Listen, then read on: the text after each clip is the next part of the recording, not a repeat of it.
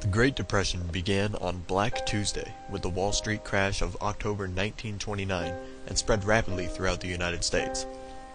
In 1936, Dorothy Lange took a photograph of a woman without asking her name or history, only learning that she was 32 years old and had been living off of frozen vegetables from the surrounding fields or birds that her children had killed.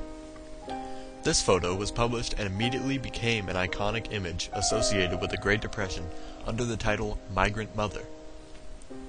It wouldn't be until the late 70s that this woman's name would come to light as Florence Owens Thompson, but even then she would receive few benefits and would be just another person who was affected by the Depression.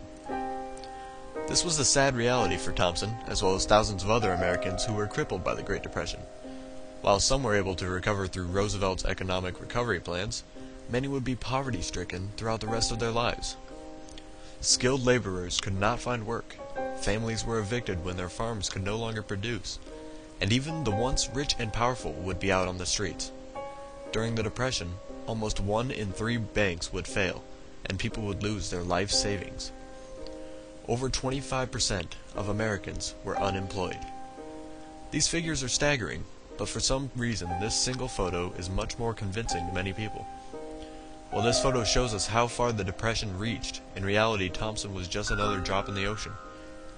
When interviewed later on in her life, Thompson was quoted saying the photo made their family feel shame at their poverty, and that Lange said her photo would never be shown. She even went on to say that parts of the story associated with her were untrue, or were added in to provoke feelings.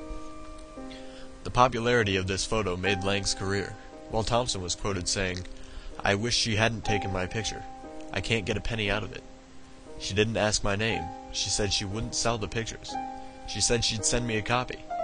But she never did." Many sum up the Great Depression with this one photograph. But is 1,000 words really enough to describe all of the devastation that occurred?